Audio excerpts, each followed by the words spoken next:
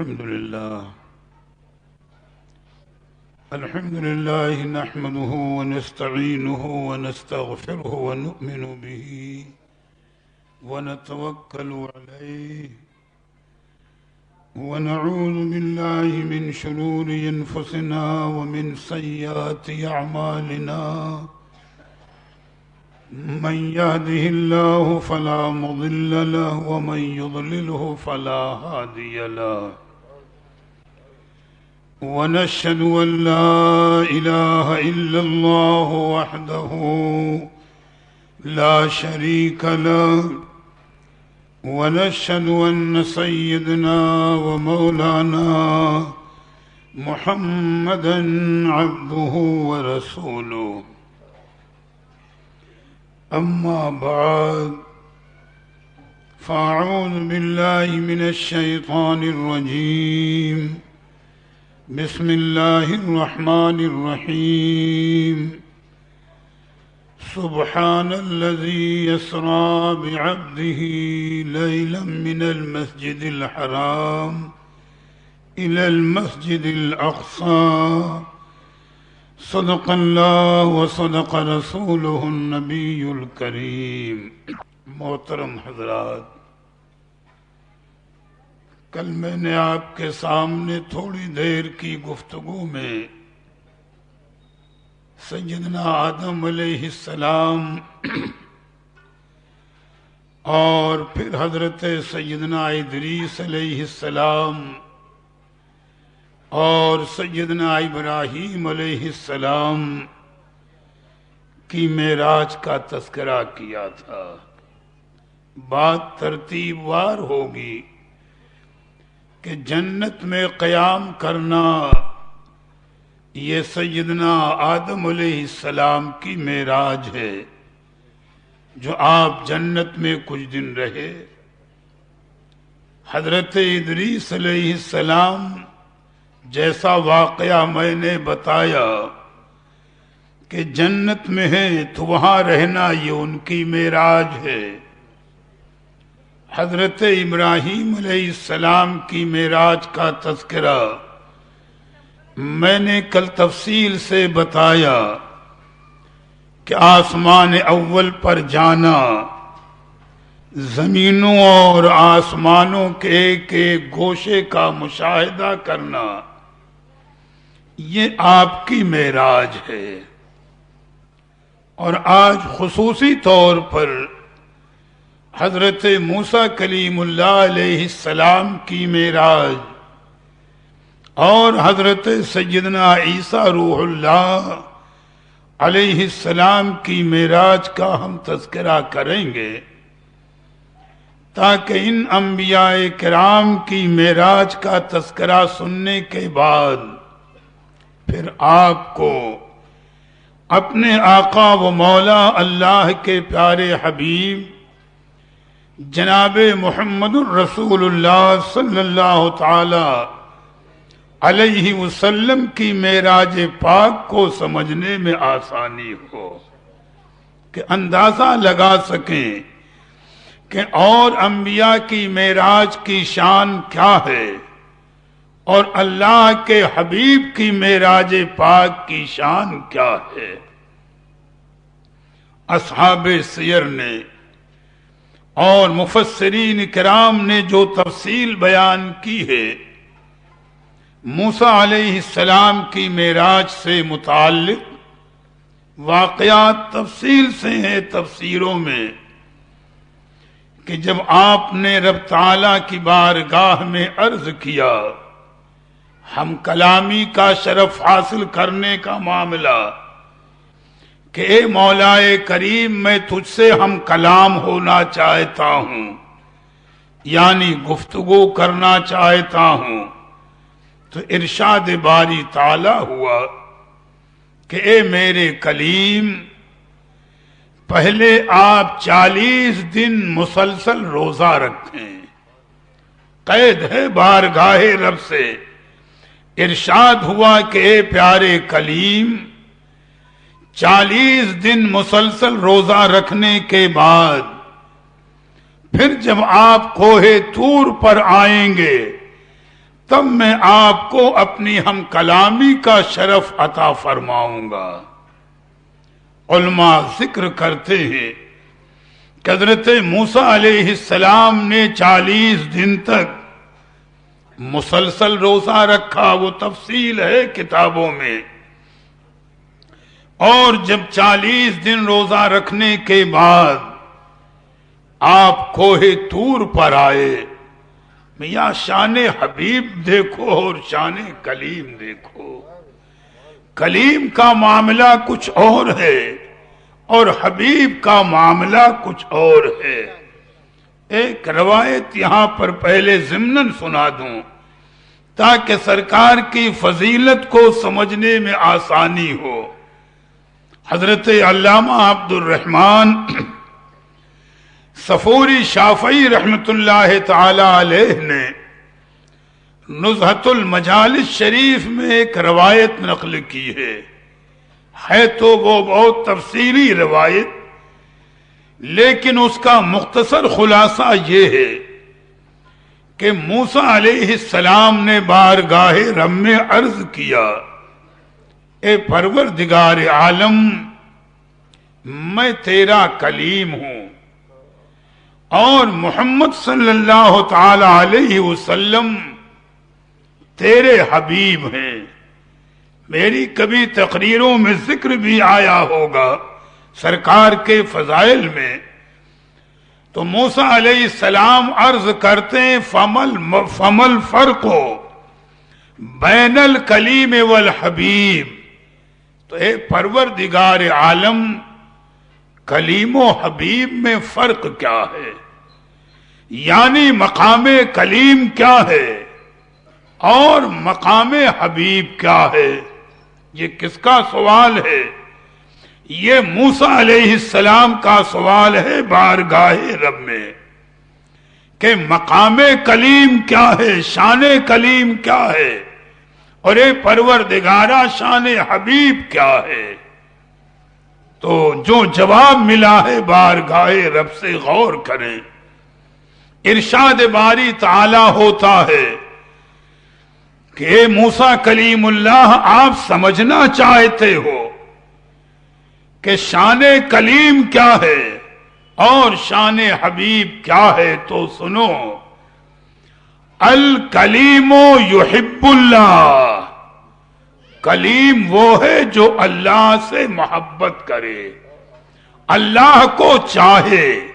کلیم وہ ہے کہ یحب اللہ، جو اللہ سے محبت کرے، اللہ کو چاہے۔ لیکن حبیب والحبیب یحبہ اللہ، لیکن حبیب وہ ہے جسے اللہ خود چاہے۔ فرق ظاہر ہو گیا۔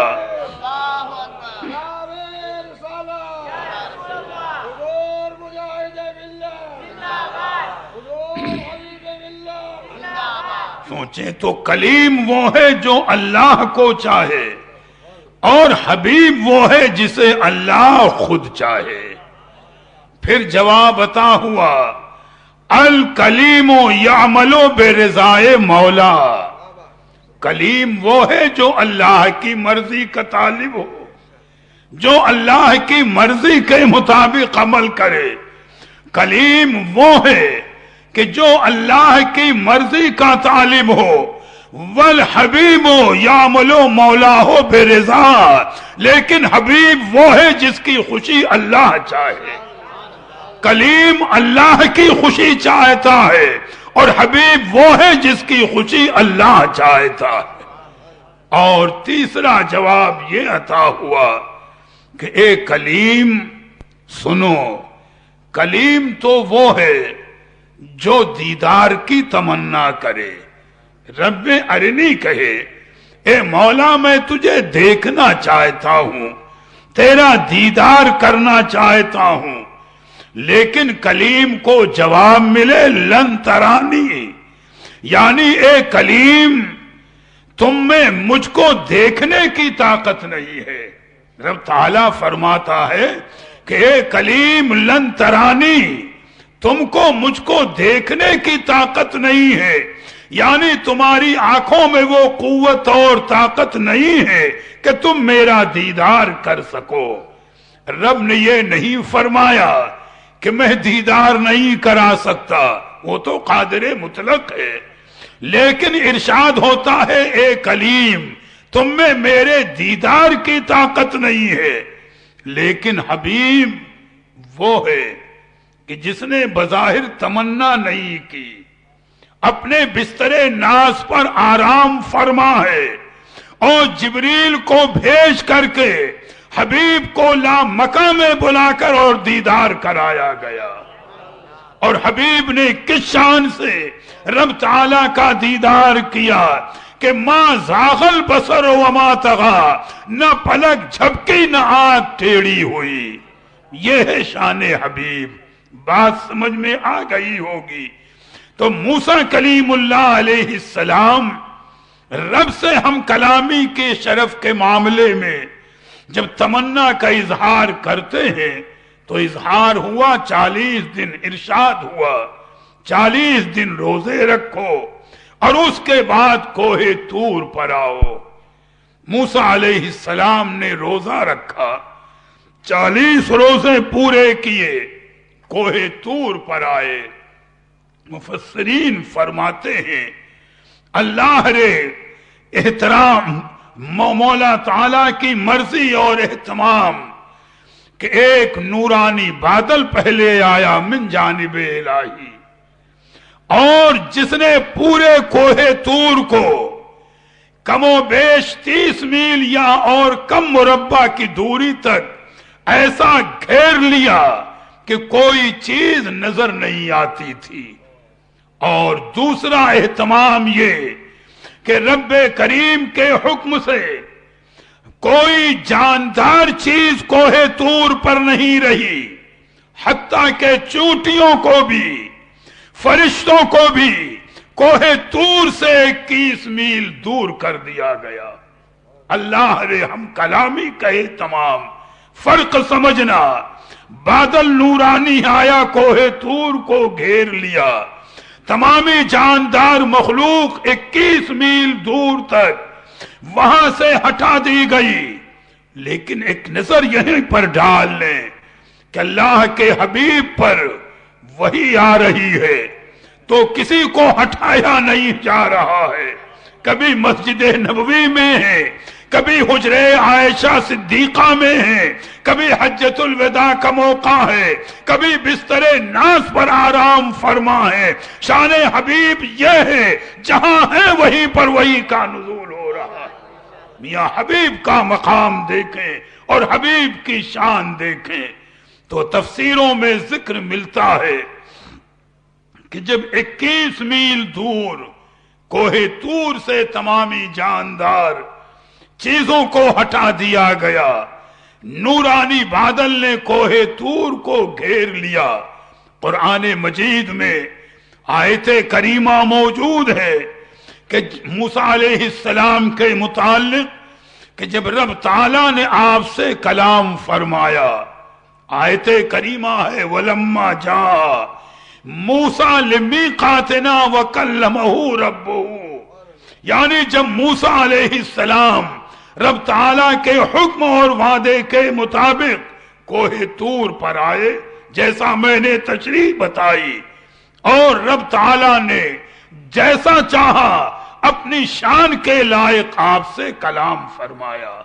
یہ مرضی رب ہے تو بات مکمل ہو جاتی، لیکن جب رب تعالیٰ نے موسیٰ علیہ السلام سے کلام فرمایا تو کلام میں موسیٰ علیہ السلام کو وہ لذت ملی، قلب کو وہ سکون ملا، روح کو وہ تازگی ملی، اور دل میں وہ نورانیت پیدا ہوئی کہ اسی وقت یہ تمنا کر بیٹھے رب ارنی، پروردگارا اب میں تیرا دیدار بھی چاہتا ہوں۔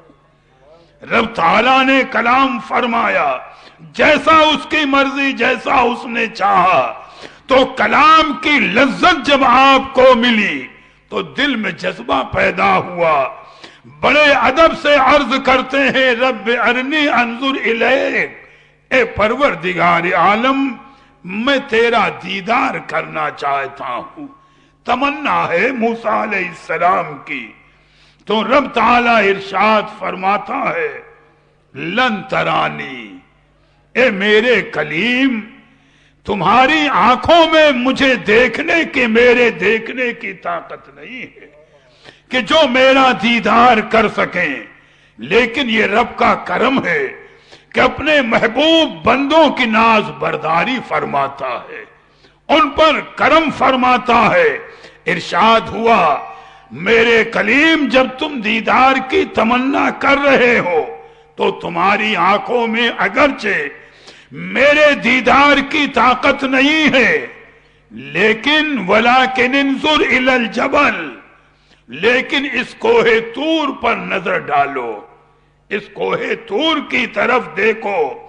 فَإِنِ اسْتَقَرَّ مَكَانَهُ فَسَوْفَ تَرَانِي، میں براہ راست تمہاری آنکھوں پر تجلی نہیں فرماؤں گا.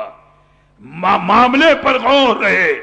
ایک یہ ہے کہ ہماری آنکھیں بھئی یہ بلب روشن ہے براہ راست دیکھیں، براہ راست دیکھ لیں، اور یہ ہے کہ بلب کو نہ دیکھیں، اس کی جو روشنی زمین پر پڑ رہی ہے اس کو دیکھیں. فرق ہے کہ نہیں ہے؟ تو رب تعالیٰ فرما رہا ہے وَلَكِنْ انظُرْ إِلَى الْجَبَلِ، یعنی اے میرے کلیم میں گویا براہ راست تمہاری آنکھوں پر اپنی تجلی نہیں ڈالوں گا، بلکہ اپنی تجلی کوہ طور پر ڈالوں گا. اور تم کوہ طور پر نظر ڈالو. اگر کوہ طور اپنی جگہ سلامت رہتا ہے تو جب تم بھی میرا دیدار کر سکتے ہو، اور اگر یہ سلامت نہ رہا تو تم میرا دیدار نہیں کر سکتے. تو آیت کریمہ موجود ہے. رب تعالیٰ فرماتا ہے وَلَكِنْ انظُرْ إِلَى الْجَبَلِ، یعنی اے موسیٰ کلیم اللہ علیہ السلام آپ کوہ طور کی طرف دیکھیں. فَإِنِ اسْتَقَرَّ مَكَانَهُ، اگر یہ اپنی جگہ پر سلامت رہا اور میری تجلی کو برداشت کر گیا تو فَسَوْفَ تَرَانِي، اے میرے کلیم پھر تمہاری نگاہیں بھی میرا دیدار کر سکیں گی. اور اس کے بعد پھر آیت کریمہ پڑھیے کہ فَلَمَّا تَجَلَّى رَبُّهُ لِلْجَبَلِ جَعَلَهُ دَكًّا وَخَرَّ مُوسَىٰ صَعِقًا، جب رب تعالیٰ نے کوہ طور پر تجلی فرمائی تو کوہ طور تو جل کر راکھ ہو گیا اور موسیٰ علیہ السلام بے ہوش ہو گئے. سوچو اگر براہ راست حضرت موسیٰ کلیم اللہ کی نگاہوں پر تجلی ہوتی تو کیا عالم ہوتا. تجلی تو کوہ طور پر رب تعالیٰ نے فرمائی، موسیٰ علیہ السلام بے ہوش ہو گئے، کوہ طور جل کر راکھ ہو گیا ہے، واقعہ ہو گیا. میں اور تفصیل میں بہرحال نہیں جاؤں گا. پھر جب موسیٰ علیہ السلام ہوش میں آئے تو آیت کریمہ میں تفصیل ہے اور وہ اپنی جگہ پر. اب یہاں پر ایک نقطہ قابل غور ہے کہ تجلی کے متعلق علماء نے مختلف تشریح اور مختلف باتیں بیان کی ہیں. بھئی بلا تمثیل سمجھ لیں سورج نکلتا ہے تو اس کی جو کرنیں دھوپ پڑتی ہے یہی اس کی تجلی ہے، اس کا نور ہے، اس کا جلوہ ہے. اور جو آسمان پر چمک رہا ہے وہ سورج کی ذات ہے. تو بلا تمثیل رب تعالیٰ نے اپنے جلوے کو ظاہر کیا تھا، ذات پاک کا معاملہ تو بڑا بلند ہے. تو علماء نے ذکر کیا بنوائے تھے کہ اگر سوئی کے ناکے کے 1 کروڑ حصے کیے جائیں، سوئی کا وہ ناکا جس میں تاگا ڈالا جاتا ہے، اگر اس کو 1 کروڑ حصے میں بانٹا جائے تو 1 کروڑ حصے میں سے 1 حصے کے برابر کم و بیش بلا تمثیل رب نے تجلی فرمائی تھی. تو میرا تجلیات ربانی کا معاملہ. تو کوہ طور جل کر راکھ ہو گیا، موسیٰ علیہ السلام بے ہوش ہو گئے. ہے بات سمجھ میں آ گئی ہوگی. اب ایک نقطہ یہاں پر قابل غور ہے کہ رب تعالیٰ سے موسیٰ علیہ السلام نے کوہ طور پر کلام کیا، رب کے کلام کو اپنے کانوں سے سنا۔ موسیٰ علیہ السلام نے رب کے کلام کو جیسا رب نے کلام فرمایا، ما یلیق لشانہ تعالی، جیسا اس کی شان کے لائق ہے، تو حضرت موسیٰ کلیم اللہ علیہ السلام نے اس کلام کو اپنے کان سے سنا، اور رب کریم نے کوہ طور پر جو تجلی فرمائی تو کوہ طور کے ذریعے اس تجلی کو موسیٰ علیہ السلام نے اپنی آنکھ سے دیکھا ہے۔ جیسا بھی آپ کو اللہ نے توفیق عطا فرمائی، تو علماء ذکر کرتے ہیں، غالباً بریقہ طریق شرح محمدیہ نامی کتاب اور دوسری کتابوں میں علماء نے لکھا کہ اس کلام کے سننے کی برکت سے، جو کلام موسیٰ علیہ السلام نے رب تعالیٰ کا کوہ طور پر سنا، تو کانوں میں سننے کی اتنی طاقت آ گئی تھی کہ اگر 30 میل دور صاف پتھر پر چیونٹی چل رہی ہو تو اس کے چلنے کی آواز سنتے تھے۔ میاں فیصلہ کرنا ہوگا، سوچنا ہوگا۔ آج کا انسان جو نبی کو اپنے جیسا بشر سہے، سنجیدگی سے سوچے، ایک نہیں اگر 1,00,000 چیونٹی بھی اس کے کان میں بھر دو تو کیا کہہ سکتا ہے کہ میں نے چیونٹی کی آواز کو سنا؟ دعویٰ نہیں کر سکتا۔ لیکن موسیٰ علیہ السلام کے کانوں کی یہ حالت ہے کہ 1-2 میل نہیں، 30 میل دور اگر صاف پتھر پر چیونٹی چل رہی ہے تو الفاظ ہیں عبارت کے، یسمعو دبیب النملۃ، یعنی اس چلنے والی چیونٹی کی آواز کو آپ سنا کرتے تھے۔ اور جو تجلی دیکھی تھی رب تعالیٰ کی کوہ طور پر، اس تجلی دیکھنے کی برکت سے موسیٰ علیہ السلام کے کانوں میں آنکھوں میں وہ نور آ گیا تھا، وہ نورانیت آ گئی تھی کہ دن کے اجالے میں نہیں۔ علماء نے ذکر کیا فی لیلۃ الظلماء، اندھیری رات ہو، بالکل تاریک اندھیری رات میں اگر 30 میل دور فاصلے پر پتھر پر چیونٹی چل رہی ہے تو موسیٰ علیہ السلام کی نگاہ اندھیری رات میں اس چیونٹی کو دیکھا کرتی تھی اور چلنے کی آواز سنا کرتی تھی۔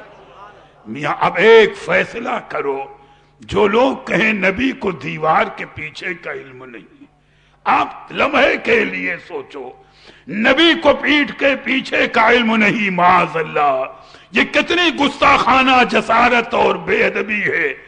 جو موسیٰ علیہ السلام کی جب نگاہ کا یہ عالم کہ سوئی کے ناکے کے کروڑویں حصے کے برابر تجلی دیکھی، تو 30 میل دور اندھیری رات میں چلنے والی چیونٹی کو دیکھ لیں، چلنے کی آواز کو سن لیں، تو بلا تمثیل چند لمحوں کو ذہن کو آپ لگا لیں کہ اللہ کے پیارے حبیب نے، ہمارے آپ کے آقا و مولا نے شب معراج تجلی نہیں دیکھی، جلوہ نہیں دیکھا، بلکہ خدا کی عین ذات کو دیکھا ہے، خدا کی عین ذات کو دیکھا ہے اللہ کے پیارے حبیب نے۔ اور کتنے قریب سے فکان قاب قوسین او ادنا، جتنا 2 کمانوں کو ملایا جائے، 2 کمانوں کے بیچ جتنا فاصلہ ہو، اس سے کم فاصلہ تھا، اتنے قریب سے اللہ کے حبیب نے ذات باری تعالیٰ کو دیکھا، جیسا رب نے توفیق عطا فرمائی۔ اور کس انداز سے دیکھا کہ ما زاغ البصر وما طغى، نہ پلک جھپکی نہ آنکھ ٹیڑھی ہوئی، اور رب تعالیٰ سے کلام فرمایا۔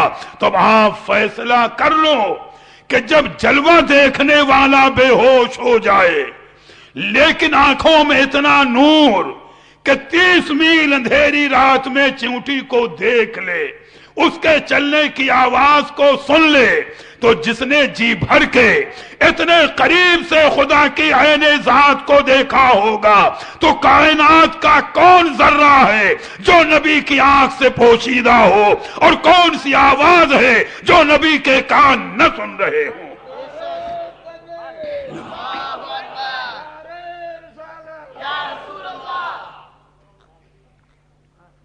اور پھر الحمدللہ سیدنا اعلی حضرت امام احمد رضا فاضل بریلوی رضی اللہ تعالی عنہ نے ایک شعر میں بڑا پیارا فیصلہ کیا ہے کہ یا رسول اللہ صلی اللہ تعالی علیہ وسلم، اور کوئی غیب کیا تم سے نہا ہو بھلا، اور کوئی غیب کیا تم سے نہا ہو بھلا، جب نہ خدا ہی چھپا تم پہ کروڑوں درود۔ تو یہ ہے ہمارے آپ کا آقا و مولا صلی اللہ تعالی علیہ وسلم کی شان۔ تو کوہ طور پر جانا، رب سے ہم کلام ہونا، اس کی تجلی کو دیکھنا، یہ معراج ہے حضرت موسیٰ علیہ السلام کی۔ تشریح سامنے آ گئی، یہیں پر ایک گوشہ میں اور بھی یہاں پر ضمناً عرض کرتا چلوں گا۔ اسے اکثر و بیشتر ہمارے آقائے نعمت سیدی سرکار مجاہد ملت کبھی کبھی بیان فرمایا کرتے تھے۔ زیادہ میں علمی بحث میں تو بہرحال نہیں جاؤں گا۔ حضرت فرماتے تھے کہ سیدنا موسیٰ علیہ السلام نے کوہ طور پر جو تجلی دیکھی رب تبارک و تعالی کی، تو آپ کی آنکھوں میں اتنی نورانیت آ گئی تھی، اور اس نورانیت میں اتنا جلال تھا کہ اگر کسی کی نگاہ آپ کی نگاہوں سے چار ہو جائے تو دیکھنے والے کی آنکھیں باہر نکل پڑتی تھی۔ چونکہ موسیٰ علیہ السلام کی آنکھیں وہ مبارک آنکھیں ہیں جنہوں نے جلوہ ربانی کو دیکھا ہے، جنہوں نے جلوہ ربانی کا مشاہدہ کیا۔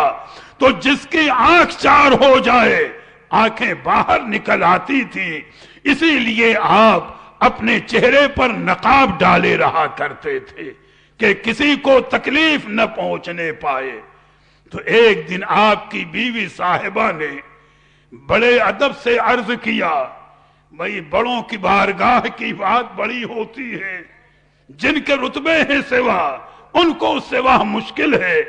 بیوی صاحبہ نے بڑے ادب سے عرض کیا، حضور بہت دن ہو گئے، لیکن صوفیاء کرام نے ذکر کیا کہ اصل ان کا مقصد صرف موسیٰ کلیم اللہ علیہ السلام کے چہرے پاک کو دیکھنا نہیں تھا، مقصد یہ بھی تھا کہ کم از کم ان آنکھوں کو میں کم ایک دفعہ دنیا میں دیکھ لوں کہ جن آنکھوں نے جلوہ ربانی کا مشاہدہ کیا ہے، اور اسی بہانے ان کا دیدار بھی ہو جائے گا۔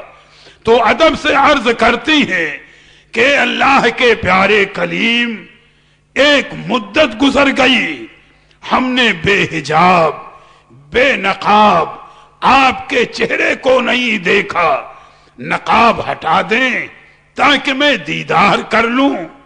تو حضرت موسیٰ کلیم اللہ علیہ السلام فرماتے ہیں اپنی بیوی صاحبہ سے کہ دیکھو اگر میرا دیدار ہی کرنا ہے تو میں چہرے سے نقاب تو ہٹاؤں گا مگر میری آنکھیں بند رہیں گی، چونکہ اگر تمہاری آنکھیں میری آنکھوں سے چار ہو گئیں، مل گئیں، تو تمہاری آنکھیں باہر نکل آئیں گی۔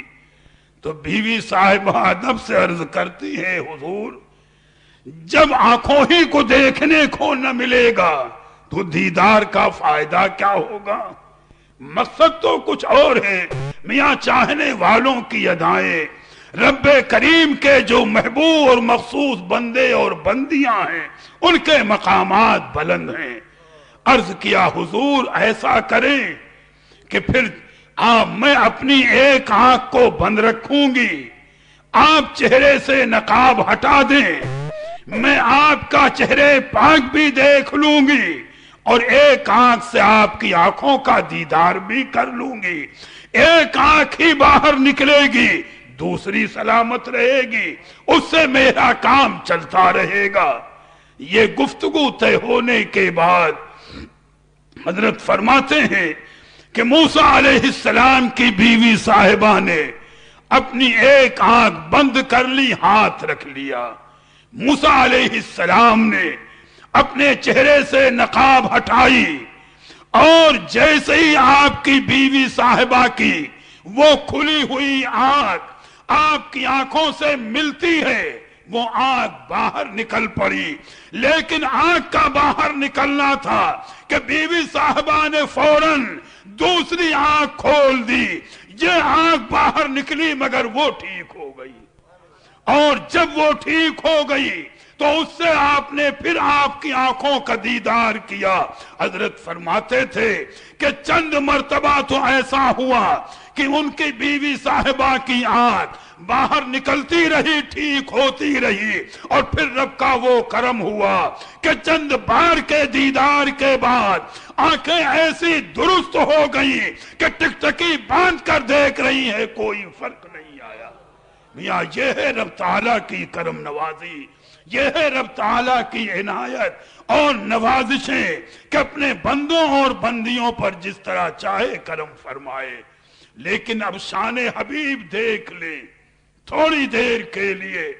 حضرت موسیٰ کریم اللہ علیہ السلام نے تو تجلی ہی دیکھی تھی، آنکھوں میں اتنا جلال تھا کہ غیر نگاہیں چار نہیں کر سکتا، چہرے پر نقاب رکھتے تھے، لیکن اللہ کے پیارے حبیب نے تو تجلی نہیں، عین ذات کو دیکھا، ٹکٹکی باندھ کر دیکھا، جی بھر کر کے دیکھا۔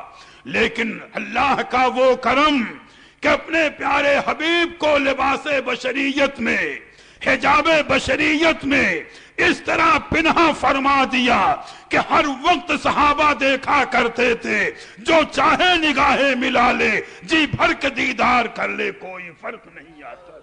میاں وہ مقام کلیم ہے اور یہ مقام حبیب ہے۔ میں نے ایک فرق بتایا کہ طور اور معراج کے قصے سے ہوتا ہے عیاں، طور اور معراج کے قصے سے ہوتا ہے عیاں، خود سے جانا اور ہے ان کا بلانا اور ہے۔ غش کھا گئے کلیم مگر ہنس پڑے حبیب، غش کھا گئے کلیم مگر ہنس پڑے حبیب، نظریں بدل گئیں تو نظارہ بدل گیا۔ نگاہ کلیم اور ہے اور نگاہ حبیب کا مقام اور ہے۔ اور چند منٹ کا وقت لے کر اس موضوع کی تکمیل کر دوں کہ سیدنا عیسیٰ علیہ السلام کی معراج کیا ہے۔ جب آپ رسول بن کر دنیا میں تشریف لے آئے، بارگاہ رب سے آپ کو کتاب عطا ہوئی، آپ نے احکام بیان فرمائے۔ ایک دن منبر پر کھڑے ہو کر کے آپ نے وعظ فرمایا کہ اے لوگوں، موسیٰ علیہ السلام کے دور میں سنیچر کا دن متبرک تھا اور رب تعالیٰ نے عبادت کے لیے مقرر کیا تھا، لیکن اب میں رسول بن کر کے آیا ہوں، دین موسوی منسوخ ہے۔ اب رب تعالیٰ نے ہمیں حکم دیا ہے کہ اتوار کا دن متبرک بنایا گیا، وہ دن عبادت کا رہے، دنیا کے کاروبار اس میں نہ کیے جائیں۔ بھئی حکم ربی بیان فرما دیا۔ جب یہودی قوم نے آپ کی گفتگو کو سنا تو غصے میں آ گئے اور تل ملا گئے۔ انہوں نے مشورہ کیا حضرت عیسیٰ روح اللہ علیہ السلام کو معاذ اللہ قتل کر دیا جائے، کہ جو کہہ رہے ہیں کہ دین موسوی منسوخ ہو گیا۔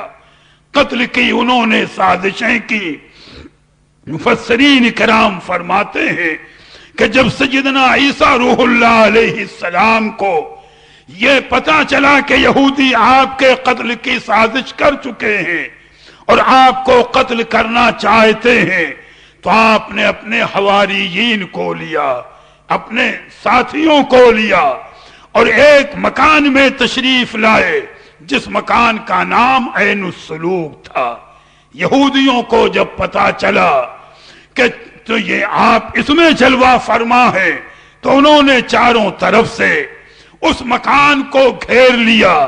مرضی رب حضرت روح الامین علیہ السلام کو رب تعالیٰ نے ارشاد فرما کر کے بھیجا کہ مکان کی چھت پھاڑ کر کے اندر جاؤ، عیسیٰ روح اللہ علیہ السلام کو آسمان پر لے آؤ تاکہ یہودی ان پر قابو نہ پا سکیں۔ حضرت روح الامین علیہ السلام آئے، مکان کی چھت پھاڑ کر اندر داخل ہوئے تاکہ یہودیوں کو پتہ نہ چل سکے۔ حضرت عیسیٰ روح اللہ علیہ السلام کو لیا اور آسمانوں پر لے گئے۔ اتنے میں یہودی دروازہ توڑ کر یا کسی طریقے پر اندر داخل ہوئے تو سب سے پہلے یہودیوں کا سردار جس کا نام یسوع تھا وہ مکان میں داخل ہوا، چاروں طرف تلاش کر رہا ہے کہ عیسیٰ روح اللہ علیہ السلام کہاں ہے، مگر وہ ملے کہاں، وہ تو آسمانوں پر ہیں۔ اور رب تعالیٰ فرماتا ہے کہ وما قتلوہ وما صلبوہ بل رفعہ اللہ الیہ، نہ عیسیٰ علیہ السلام کو سولی دی گئی نہ وہ قتل کیے گئے، رب تعالیٰ نے انہیں آسمانوں پر بلا لیا۔ قرآن مجید شاہد۔ یسوع تلاش کر کے تھک گیا، اتنے میں دوسرے یہودی اندر داخل ہوئے تو مشیت ایزدی کہ یسوع کو سزا دینا منظور تھا، یسوع کو عیسیٰ علیہ السلام کا ہم شکل بنا دیا۔ رب تعالیٰ نے یسوع کو حضرت عیسیٰ علیہ السلام کا ہم شکل بنا دیا۔ یہودیوں نے اسی کو پکڑا اور کھینچ کر کے لے چلے۔ یہ چیختا رہا کہ میں یسوع ہوں، میں عیسیٰ علیہ السلام نہیں ہوں۔ تو یہودی کہیں جھوٹ بولتا ہے، اگر تو یسوع ہے تو عیسیٰ علیہ السلام کہاں گئے؟ تو انہی کی شکل پر ہے۔ اور لے جا کر کے اسی کو سولی پہ چڑھا دیا اور اسی کو ختم کر دیا۔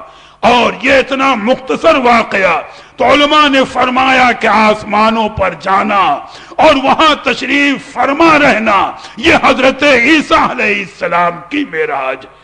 تو میں نے ان چند انبیاء کرام کی معراج کا تذکرہ اس لیے کر دیا کہ جب آگے کل سے ہم اللہ کے پیارے حبیب کی معراج پاک کی جو بھی تشریح و توضیح کریں تو آپ کو اسے سمجھنے میں آسانی ہو جائے اور اللہ کے پیارے حبیب کی معراج پاک کی شان کو آپ سمجھیں۔ آج یہیں تک میری گفتگو ہوگی۔ درود پاک پڑھنے پیدائش پاک عرض کر دوں۔ اللہم صلی علی سیدنا و مولانا محمد معدن الجود والکرم وآلہ واصحابہ وبارک وسلم۔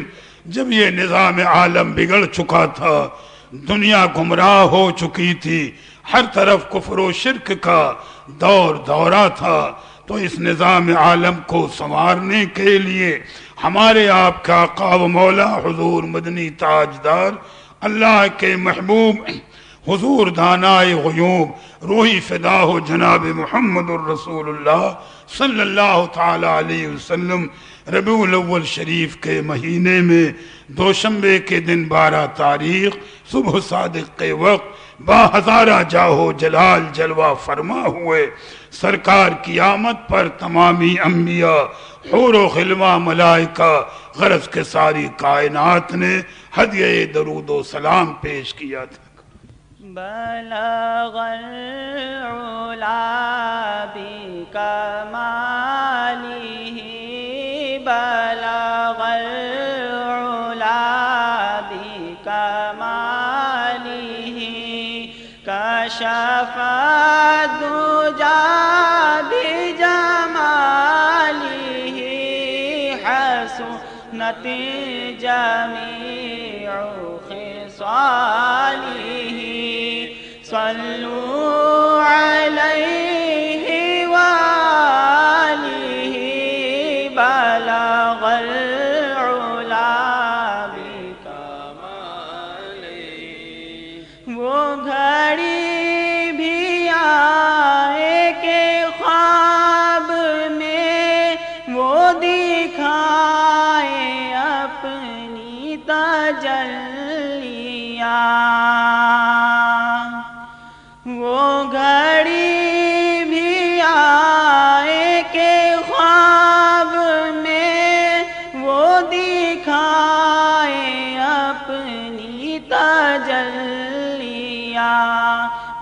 کہوں کہ میرے حضور نے، میں کہوں کہ میرے حضور نے میرا سویا بھاگ جگا دیا، بلغ العلا بکمالہ